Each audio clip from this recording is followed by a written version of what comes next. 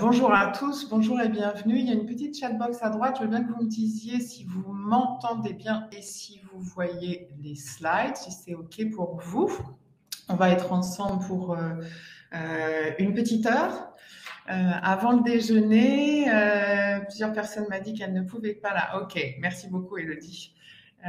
Donc je reviendrai avec vous, je reviendrai à vous à la fin de ce webinaire pour voir un petit peu quels sont les horaires qui vous conviennent. Je teste plusieurs horaires dans la semaine sur les webinaires mensuels.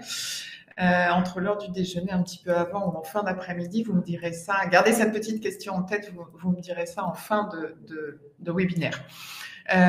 Donc, on va être ensemble une petite heure. J'ai plein de choses à vous raconter. Je vais me présenter rapidement, puis vous aussi vous présenterez. Je vais vous donner quelques infos aussi sur le contexte aujourd'hui international, les femmes, le leadership.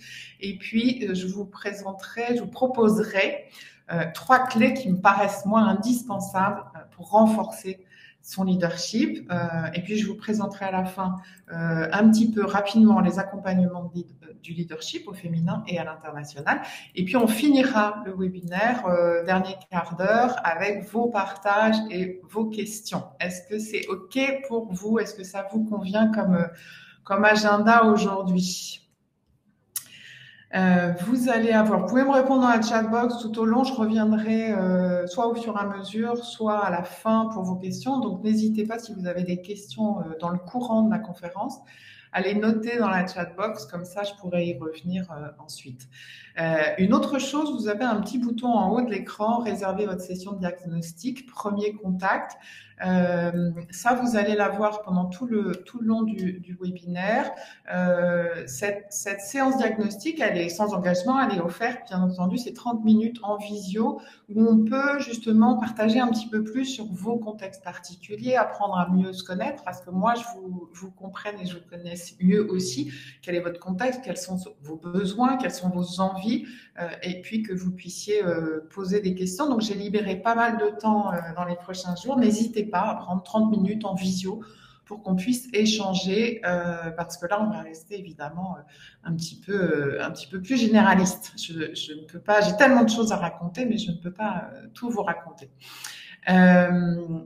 Qui je suis, pour celles qui ne me connaissent pas, donc rapidement, moi je suis Isabelle Goyon, j'ai un parcours très manager, très dirigeant en entreprise, j'ai été 20 ans dans le secteur audiovisuel, productrice exécutive, j'ai une formation de cadre dirigeant à l'ESCP, donc très manager d'équipe, de projet. Et puis à 40 ans, au bout de 20 ans, j'ai eu le sentiment d'arriver un petit peu au bout de quelque chose et j'ai entamé une reconversion. Moi, j'adorais accompagner mes équipes, développer mes équipes, l'individuel, le collectif était quelque chose qui m'avait passionné tout au long de ma carrière.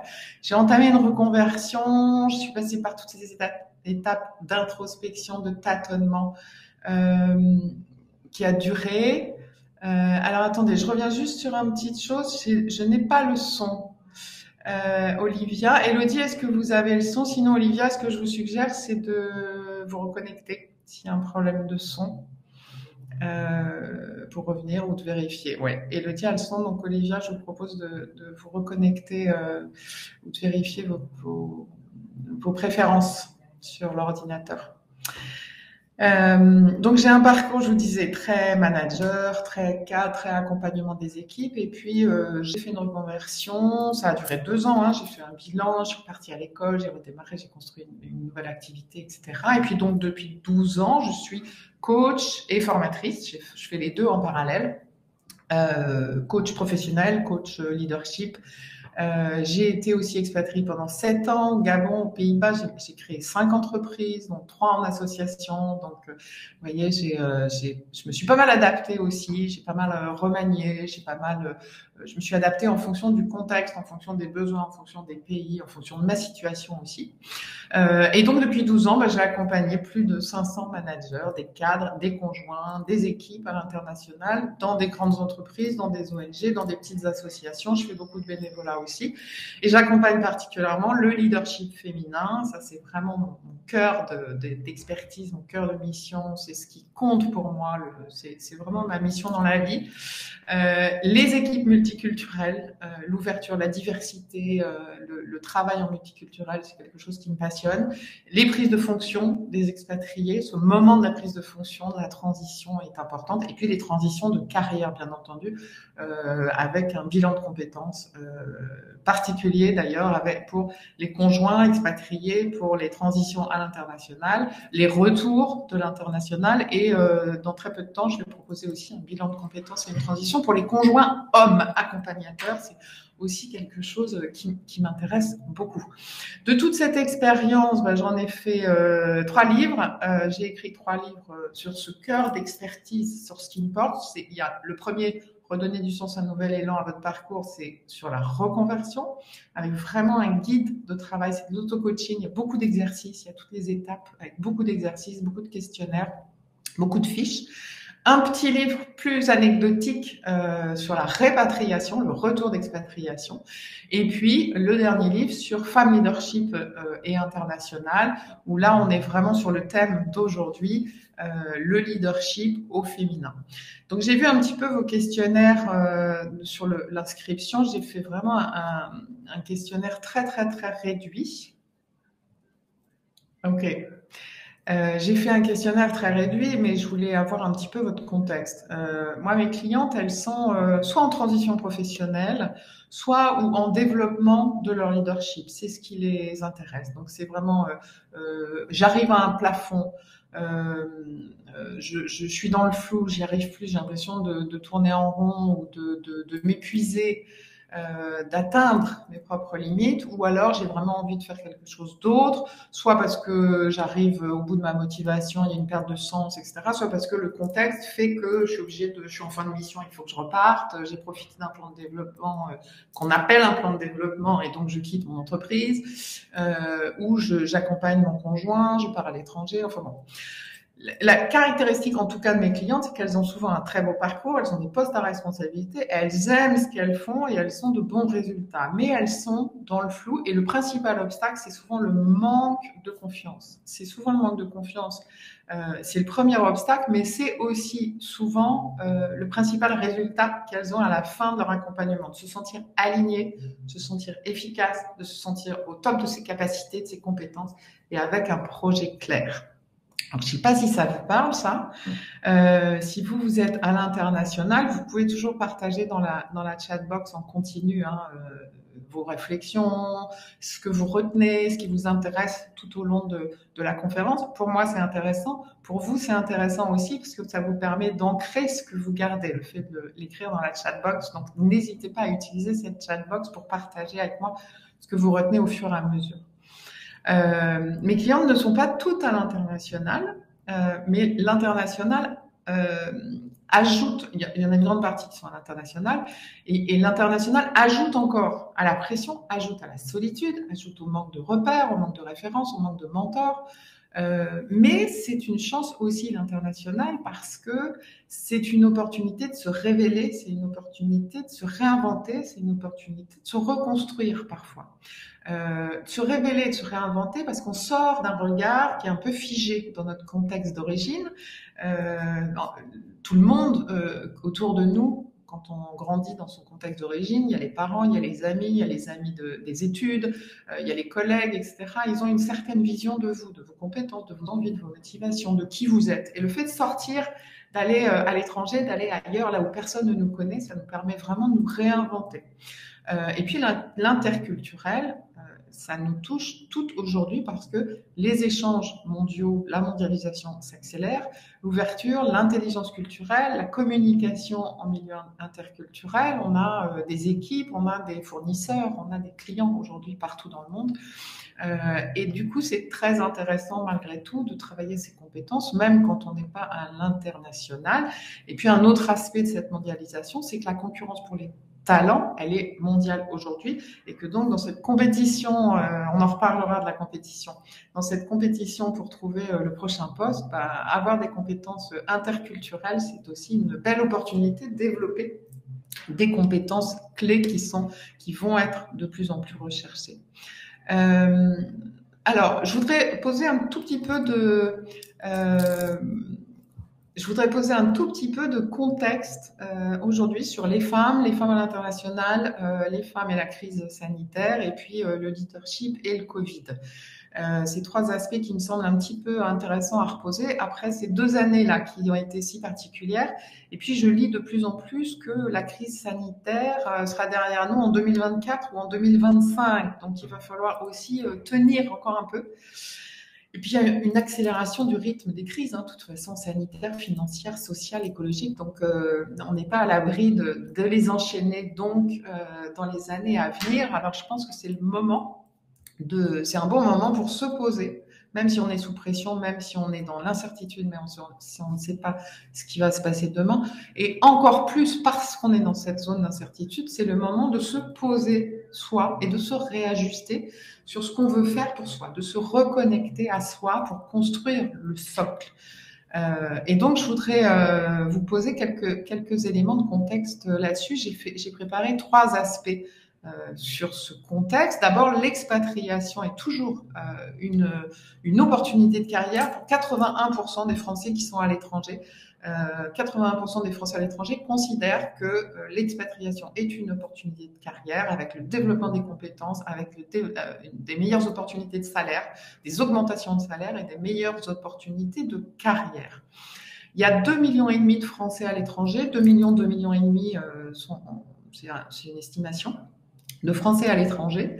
La moitié sont des femmes, 50% de ces 2,5 millions de Français à l'étranger sont des femmes, mais 92% sont des conjoints suiveurs. Donc il y a une grande majorité de femmes qui sont des conjoints accompagnateurs en expatriation et qui donc sont dans une problématique de soutenir la carrière de leur conjoint et elles de devoir retrouver une carrière, un poste, d'être dans une transition subie et de devoir s'adapter et trouver comment poursuivre leur carrière à l'étranger. Moins de 15% des postes expatriés, on envoie les gens à l'étranger, sont proposés aux femmes. Donc, c'est vraiment encore très peu. On propose, le modèle de l'expatrié est encore un modèle baroudeur, très masculin, etc. Et on pense que les femmes n'ont pas l'envie, n'ont pas l'ambition, n'auront pas les capacités. Il y aura des stéréotypes. Enfin, bon, on considère que les femmes ne sont pas les meilleurs profils pour les expatriés, les postes expatriés, même s'il y a aujourd'hui des mieux-disants, Sodexo, L'Oréal, les entreprises qui cotisent au Syndex, qui sont affiliées au Syndex, sont des entreprises qui ont beaucoup mis en avant l'expatriation pour les femmes. Et puis, il y a aussi un modèle qui devient moins contrat d'expatriés. Aujourd'hui, les Français à l'étranger sont seulement à 8% sur des vrais contrats d'expatriés. Le modèle devient plutôt des contrats locaux. Et donc, ça permet aussi de sortir de ce modèle de l'homme expatrié qui emmène sa famille. Et c'est une opportunité pour les femmes d'avoir une carrière à l'international et de travailler à l'international. Hervé, aura-t-on une rediffusion? Oui, Hervé, vous voulez disparaître, vous voulez partir peut-être. Il y aura une rediffusion, il y aura un replay pendant pas très longtemps, mais il y aura un replay si vous le souhaitez. Mais c'est mieux si vous restez là. Alors, un deuxième point sur le contexte un petit peu aujourd'hui, c'est les femmes et la crise sanitaire. J'ai été très surprise, très étonnée très étonnée, non, on en a parlé beaucoup, mais les femmes dans la crise sanitaire, c'est une étude de l'APEC de septembre 2021. Il y a eu un vrai recul de la situation des femmes cadres, notamment dans les entreprises, avec la crise sanitaire. D'abord, il y a eu un décalage de rémunération, c'est-à-dire que non seulement ça persiste, mais ça s'est accru.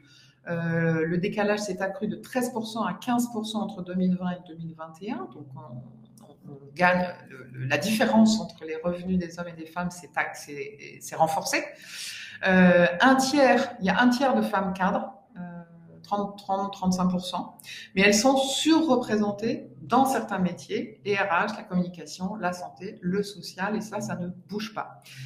Par ailleurs, les femmes managent des plus petites équipes qui sont moins composées de cadres et elles possèdent moins de responsabilités financières, des gestions de budget plus petits et moins de chiffre d'affaires. Au niveau domestique, l'essentiel des tâches est toujours porté par les femmes. 46% des femmes ont la totalité de la charge de la maison contre 7% des hommes. Et pour les femmes cadres, la crise sanitaire a été synonyme de stress pour 65%, d'allongement des horaires, de pression hiérarchique accrue, et ça davantage dans les sondages, dans les statistiques que pour les hommes. Et puis le confinement a provoqué du télétravail plus souvent pour les femmes, mais avec moins de bureaux à la maison. Donc les femmes ont plus souvent travaillé à la maison que les hommes, et en plus les hommes ont plus souvent un bureau séparé, isolé à la maison, ce qui facilite quand même le travail et ce qui diminue le stress. Quand on est sur la table de salle à manger, sur le canapé du salon avec les enfants à la maison en train de télétravailler, c'est quand même un petit peu plus fatigant. Dans le troisième confinement, les femmes se sont occupées 8 femmes sur 10 se sont occupées des enfants contre moins de 4 hommes sur 10. Donc, il y a vraiment un recul aussi des femmes cadres, des femmes et du leadership avec cette crise sanitaire. Et donc, il va falloir travailler là-dessus. C'est un point extrêmement important, me semble-t-il. Mais il y a une bonne nouvelle. C'est que la crise du Covid a engendré de nouveaux besoins, de nouvelles prises de conscience en termes de management. Et je pense que ça va se renforcer. Ça faisait déjà quelques années qu'on parlait des soft skills.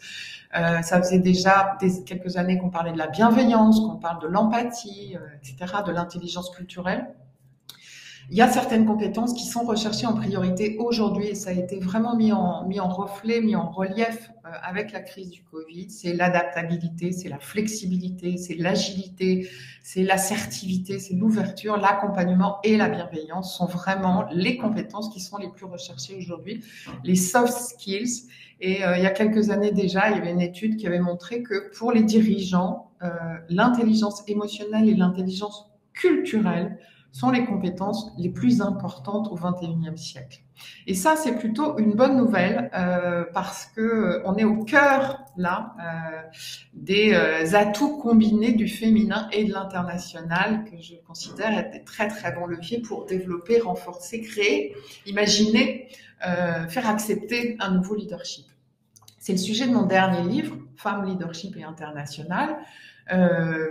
Les femmes et l'international, le féminin et l'international, les femmes et le féminin et l'international et l'interculturel, pour être précise, sont des leviers, selon moi, pour favoriser l'émergence d'un nouveau leadership, pour transformer le leadership dans les organisations, mais aussi dans la vie familiale, dans la vie sociale, dans la société. Parce que les valeurs du féminin facilitent le développement des compétences, de ces soft skills qui sont recherchées aujourd'hui. Ces compétences se renforcent encore plus rapidement en contexte multiculturel, à condition bien sûr qu'on en prenne compte, effectivement, qu'on prenne acte des différences culturelles, qu'on en discute, qu'on les pose sur la table et qu'on voit ce qu'on fait avec.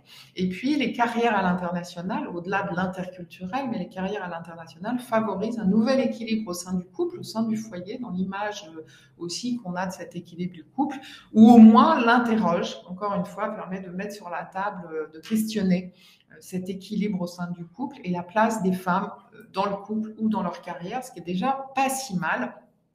Et puis, dernier point, les carrières à l'international permettent un meilleur équilibre des revenus hommes-femmes. Il y a moins de déséquilibre des revenus hommes-femmes à l'étranger, à l'international, en expatriation, que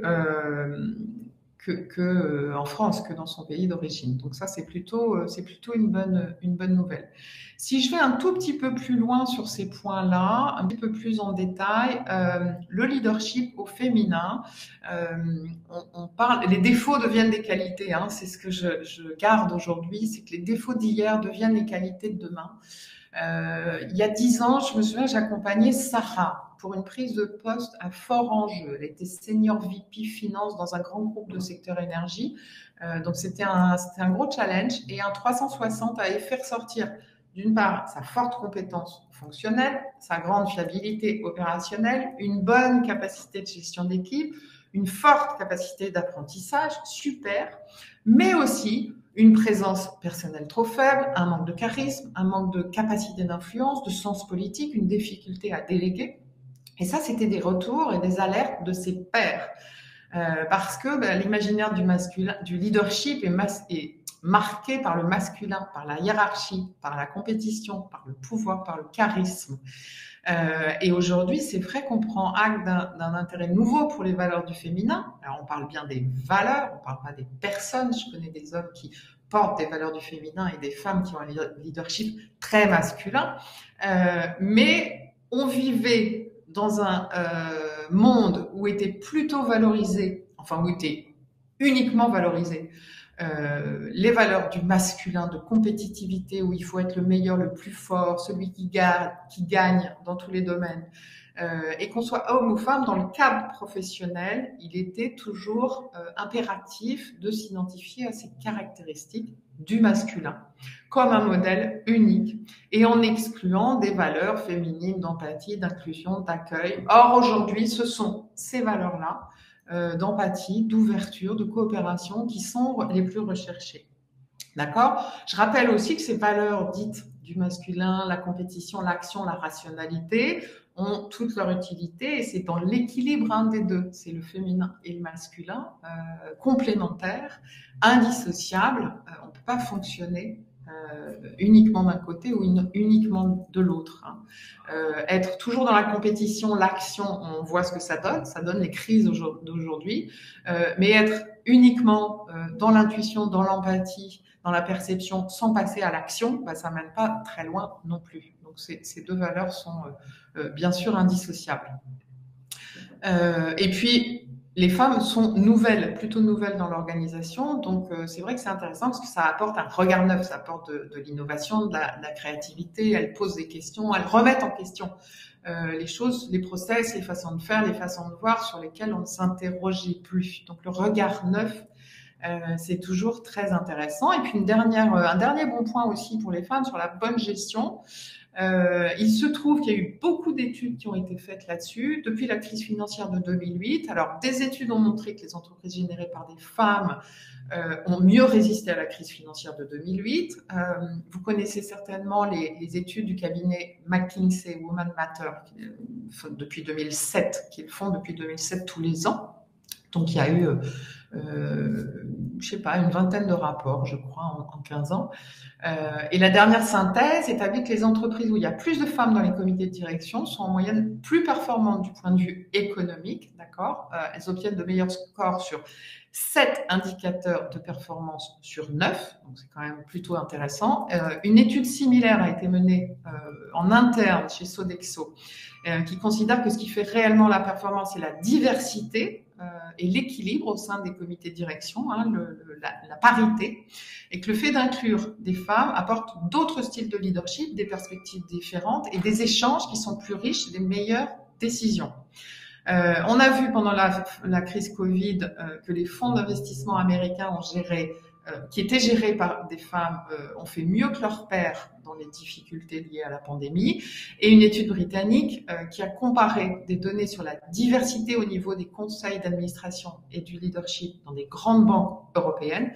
Et ils ont croisé ces données avec les niveaux d'amende pour fraude payés par ces banques depuis la crise financière.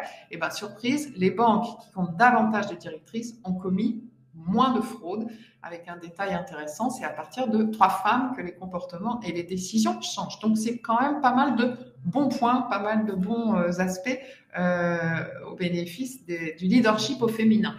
Et puis l'interculturel, ça permet effectivement l'acquisition de soft skills, de ces soft skills là. Quand on est en interculturel, quand on est international, on applique des décisions stratégiques dans des environnements culturels différents en tout cas de ceux où les décisions ont été prises, et ça nécessite souvent de contextualiser, de donner du sens à ces décisions. Les internationaux, ils apprennent à s'adapter, à se réadapter en permanence. Ils sont autonomes. Parfois, la mission part d'une feuille blanche. On a tout à faire, on a tout à inventer, on est loin du siège. Voilà. Donc, il faut prendre ses propres décisions, il faut choisir ses équipes, il faut choisir les process, évaluer, réajuster au fur et à mesure en toute autonomie. À l'étranger, on devient plus visible. On peut jouer un rôle de représentation de son entreprise. On a plus d'échanges avec l'extérieur. Au niveau personnel, changer de pays, ça demande une grande capacité d'organisation l'organisation. Hein. On apprend à maîtriser des rétro-plannings serrés. On est champion de l'efficacité personnelle, professionnelle, de la gestion du temps, des priorités. Et puis, on aspire à aussi questionner cet équilibre vie privée, vie professionnelle qui concerne plus seulement les femmes, hein, les hommes aujourd'hui aussi affirment avoir plus d'échanges quotidiens avec leurs enfants, participer à la gestion de la maison. C'est une dimension qui commence à être importante. On apprend l'humilité à l'étranger aussi. J'ai une cliente qui parlait très bien de cette humilité nécessaire en poste. Elle disait, même si tu es la boss, il faut de l'humilité, beaucoup de résilience, parce qu'au début, c'est dur, il y a plein de choses que tu ne comprends pas. Même dans la communication, dans l'attitude, dans les process, il faut prendre sur soi, il faut accepter d'écouter. Et puis, les internationaux ou en interculturel apprennent à apprendre. Les managers expatriés ou les conjoints d'ailleurs renouvellent leurs compétences en continu, remettent en question les méthodes, prennent du recul sur les processus, sur les équipes, sur les convictions et transfèrent leurs acquis d'un poste à l'autre. Il y a cette notion de transférabilité d'un poste à l'autre, d'un secteur à l'autre, d'un pays à l'autre. D'une équipe à l'autre, d'une organisation à l'autre, et c'est vraiment, ça favorise ce qu'on appelle le growth mindset, hein, cette capacité d'apprendre à apprendre. Alors, où est-ce que j'en suis? J'en suis là. J'en suis à ces 3 leviers. Donc, les 3 leviers dont je vous parlais dans la présentation du webinaire et les 3 leviers pour renforcer son leadership au féminin à l'international. Les 3 leviers qui sont essentiels, que je considère comme essentiels. C'est explorer, transformer, activer. Voilà, ça, ce sont 3 clés pour les femmes, cadres, managers à l'international, en contexte multiculturel et toutes celles en transition. Pensez bien, gardez bien ces 3 clés en tête et je vais vous les détailler tout de suite. Explorer, alors explorer évidemment, c'est mieux se connaître, avoir une meilleure conscience de soi, de ses traits de personnalité bien sûr, de ses valeurs, de ses convictions, de ce qu'on a envie de défendre, quel que soit le contexte, de ce qu'on a envie de garder, d'emmener avec soi, de ses motivations, alors là, qui peuvent changer. Hein. C'est pas la peine de s'accrocher aux motivations qu'on avait à 25 ans quand on en a 45 ou 50. Les motivations changent. Les valeurs restent plutôt stables dans l'individu hein, tout au long de la vie. Par contre, les motivations changent. On n'a pas les mêmes motivations quand on est célibataire à 25 ans et quand on a des enfants, un conjoint, voilà, quand on a fait le tour de certaines choses, quand on a un moment, on a plutôt envie de transmettre, par exemple. En tout cas, les motivations changent et il faut les questionner. Il faut être bien conscient de ces motivations au moment où on fait ce travail d'exploration. Ses ambitions aussi, ses envies, ses rêves. Là, souvent, ça coince, hein, le terme de carrière. Quelles sont mes ambitions? Moi, j'ai pas d'ambition, etc. Pour les femmes, c'est souvent difficile à identifier. Quelles sont nos ambitions? Quelles sont nos limites aussi? Qu'est-ce qu'on ne veut pas faire? Qu'est-ce qu'on n'aime pas faire? Qu'est-ce qu'on ne sait pas faire? Ça peut être intéressant de clarifier ça. Et puis, ces contraintes. Quand on est à l'international, des fois, on a des contraintes de visa, on a des contraintes de passeport, on a des contraintes de certification. Et donc, il faut bien limiter, il faut bien identifier ces contraintes. On peut avoir des contraintes familiales aussi. On a besoin de se rapprocher de ses parents ou de ses enfants. On a envie d'être proche. Ou de prendre soin, et du coup on a des contraintes géographiques, on ne peut pas être complètement à l'autre bout du monde. Et puis seulement après, on fait le point sur ses compétences et ses expertises. C'est intéressant de vraiment partir de ses traits de personnalité, ses motivations, ses valeurs, ses envies, et ensuite de faire le point sur ses compétences, ses expertises, les secteurs qu'on connaît particulièrement, les métiers, les fonctions qu'on a exercées, parce que sinon on risque de rester un peu coincé là-dedans. Et puis connaître évidemment son style de leadership, son profil culturel. Alors, on étudie souvent les profils culturels des autres. Hein. Je vais travailler avec les Suédois, les Espagnols, les Américains. Donc, j'étudie un peu comment ils fonctionnent, comment ils managent, etc. On oublie parfois d'étudier son propre profil. Hein. Comment on se situe sur tous ces leviers du management interculturel, sur la gestion du temps, sur la gestion des équipes, sur la confiance, sur la prise de décision, etc. Donc, c'est intéressant de travailler sur soi aussi, sur ce levier-là. clarifiez votre socle. Trouvez ce qui vous motive, trouvez ce qui vous donne confiance, trouvez là où vous êtes efficace, qui vous donne de l'énergie, un sentiment d'efficacité personnelle, vos talents. Ça, c'est votre force, votre socle. Et sinon, si vous ne partez pas de ce point d'exploration, de mieux se connaître, d'avoir une bonne conscience de soi, vous allez construire sur du sable, construire votre développement de leadership, construire votre prochain projet sur du sable, et ce serait quand même tout à fait dommage. Vous voyez, j'ai Axel avec qui j'ai travaillé sur une transition qui dit j'ai pu définir un projet professionnel en accord avec mes valeurs et mes besoins, alors que tout était très très flou pour moi au départ. En plus, elle était à l'étranger en Angleterre, et puis finalement elle a retrouvé un poste en France.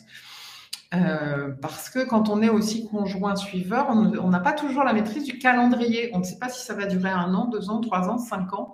Et c'est très compliqué de s'ajuster à ça.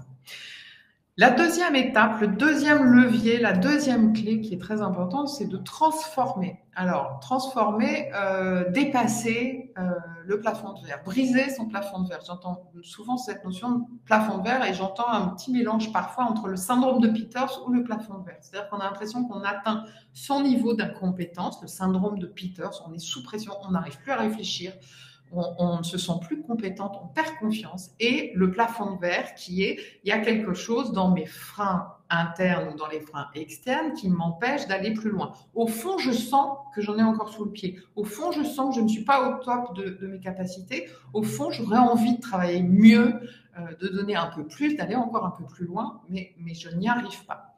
Et puis le syndrome de Peters, par contre, là, j'ai atteint mon niveau d'incompétence, ce niveau-là, ce job-là, cette fonction-là ne me convient pas à ma personnalité, ne convient pas à mes aspirations, et je ne veux pas aller plus haut. Le syndrome de Peters, c'est vraiment la progression de carrière hiérarchique verticale, et naturellement, on prend le poste du dessus, sauf qu'à un moment donné, on atteint un poste qui ne nous convient plus.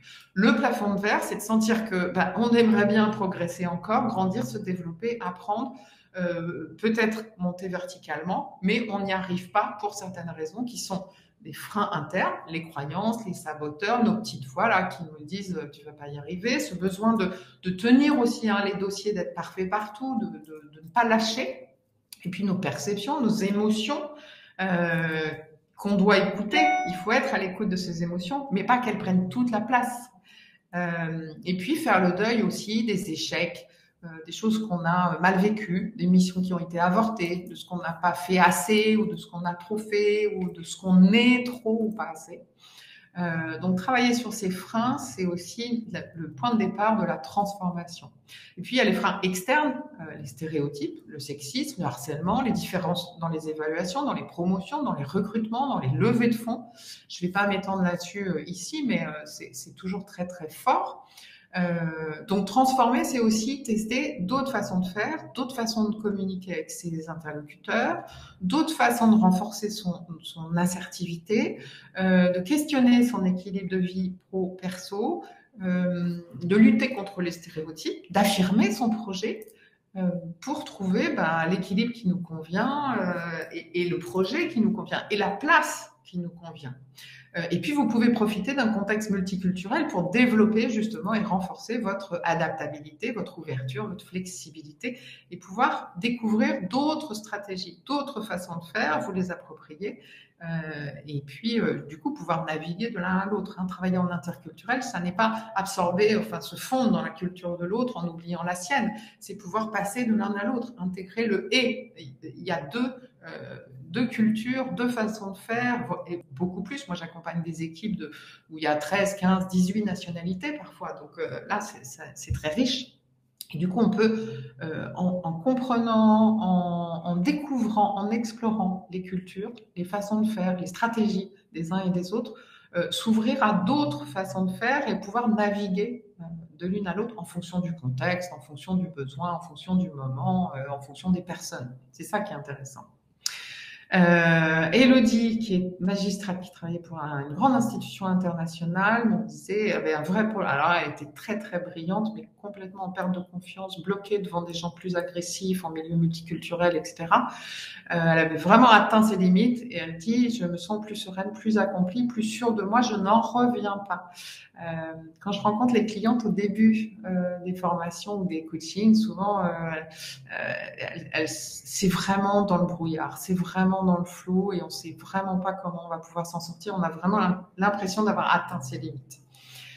Et c'est souvent une grande surprise finalement de se rendre compte que non, on peut retrouver la confiance. J'ai réalisé que j'avais pas besoin de copier les autres, que je pouvais être moi-même. Je ne laisse plus les autres empiéter sur mon terrain. J'ai appris à dire non. Je sais aujourd'hui m'épargner les combats inutiles et ça rend la vie tellement plus facile. Voilà, cette étape de transformation, elle est là.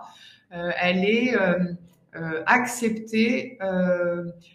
De poser des limites, de savoir dire non, et puis d'oser briller aussi, d'oser montrer qui on est, d'oser prendre sa place. Ok. Troisième levier, donc c'est vraiment ça, prendre sa place, activer, oser se montrer. Alors prendre sa place, ça veut dire prendre toute sa place, pas toute la place, mais toute sa place. Ça veut dire tout ce qu'on est capable de faire, capable d'être, capable de montrer le meilleur de soi-même, et puis être à 100% dans ses responsabilités, pas prendre toutes les responsabilités, mais prendre toutes ses responsabilités, rôle et responsabilité dans son rôle. Ça veut dire aussi poser des limites, parce que moi j'ai vu des femmes qui avaient une fonction plus 2, 3 missions en plus, parce qu'il n'y avait pas eu de recrutement avec le confinement, avec le Covid, ça avait été reporté, etc. Donc elles avaient finalement 3 postes.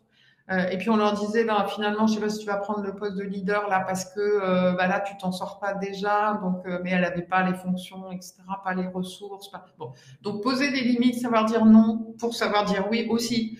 Demander, négocier. Ne vous laissez pas faire pour être à 100% dans vos rôles et responsabilités, dans votre mission, pour réussir votre mission. Il faut pouvoir dire non à certaines choses. Oser s'affirmer aussi, ne pas laisser passer les interruptions, les sexismes, le harcèlement, ne pas se faire piquer la place, ne pas se faire piquer la parole.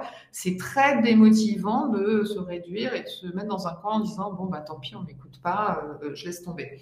Tout abandonner aussi pour aller voir ailleurs si l'herbe est plus verte, ça va pas résoudre votre problème ni celui de vos filles. Donc on s'impose. Créer des réseaux. Trouver des alliés, trouver des mentors, devenir mentor soi-même. À un moment donné, c'est intéressant de transmettre, de passer aussi le bâton à d'autres. Et puis, oser être visible, parler de ses réussites, parler de ses projets, parler de ses envies, pas seulement à la collègue de bureau, à la machine à café. Hein. Parler de ses envies, ça veut dire vraiment exprimer clairement quel est le prochain projet, quel est le prochain poste qu'on vise, quelles sont les conditions qu'on a envie d'avoir, etc. Il faut vraiment être très très clair là-dessus et le répéter, à la bonne personne, qui n'est pas toujours votre RH direct, qui est parfois un autre RH dans l'organisation. Enfin, il faut trouver les bonnes personnes qui peuvent prendre la décision. Et puis représenter aussi son équipe, son poste, son entreprise, son pays, si on est à l'étranger, si on est à l'international. Il ne faut pas hésiter à représenter son équipe, à prendre ce poste d'ambassadeur aussi de son équipe, de son poste, et prendre la parole. Ça aussi, ça se travaille, prendre la parole avec impact quand on est en international, quand on est à l'étranger, quand on est en visio, quand on est à distance, on prend la parole et de plus en plus. Donc ça, c'est une compétence aussi qu'il faut travailler et apprendre. Valérie, qui était en transition, dit quand j'ai débuté le programme, je pensais avoir atteint mes limites. Aujourd'hui, je suis prête pour la prochaine étape. Valérie, elle était directrice financière à l'étranger sur une grande entreprise internationale française et elle avait réussi brillamment une mission qui était un peu difficile. Et elle pensait évidemment qu'elle aurait le poste au-dessus. Et elle le voulait. Et en fait, elle a attendu, comme elle avait de bons résultats, elle a attendu qu'on lui donne. Et en fait, c'est un homme qui lui est passé devant et ça paraissait tellement évident à tout le monde. Ça a été très difficile pour elle.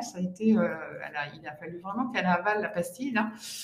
Mais on est reparti de là pour vraiment travailler son projet et comment être visible, comment en parler, comment le montrer. Et aujourd'hui, elle dit, je continue à oser, à tester de nouvelles choses, à ouvrir de nouveaux horizons, tout en sachant me protéger, rester en harmonie avec moi-même dans des contextes difficiles. Je ne vous cache pas qu'elle est sortie de l'organisation et qu'elle a trouvé un nouveau projet à l'extérieur.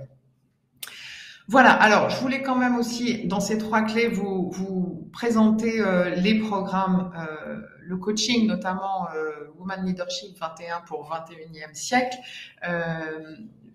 le cœur des programmes d'accompagnement. Alors, il y a plusieurs aspects, il y a plusieurs accompagnements, il y a de la formation, il y a du coaching. Parce que tous ces aspects dont on vient de parler, ça se travaille et c'est le cœur des accompagnements que je fais en individuel, en collectif. Moi, je travaille avec les individuels, avec des groupes et en entreprise. Donc, sur des formations leadership, management, des bilans de parcours pour les transitions et du coaching individuel ou de groupe pour les femmes. C'est un vrai programme de leadership au féminin. On travaille donc avec des ressources en ligne, des modules e-learning en ligne. Vous aurez tous les détails sur le site, des sessions individuelles, des sessions de groupe, et ça se fait dans la durée. C'est-à-dire que c'est pas une formation de 2 jours. Et puis après, qu'est-ce que vous faites quand vous êtes de retour avec vos équipes ou au bureau? C'est des formations qui sont dans la durée, 3 mois, 6 mois, 9 mois. On prend le temps de passer ces étapes d'exploration, de transformation, d'activer ses réseaux, sa visibilité et même de pérenniser pour continuer à se développer, accompagner le développement de ses équipes et puis transmettre. Donc vous avez sur le site internet, vous avez tous les détails des formations avec les modalités, avec les tarifs, etc. Et puis vous avez aussi la présentation du coaching. Donc écoutez, on boucle là. Réservez une session diagnostic, comme ça on va pouvoir échanger aussi et puis vous pourrez me dire ce que vous avez gardé, ce qui vous a intéressé dans cette conférence, s'il y a une petite prise de conscience ou une envie du coup de passer à l'action sur une chose en particulier.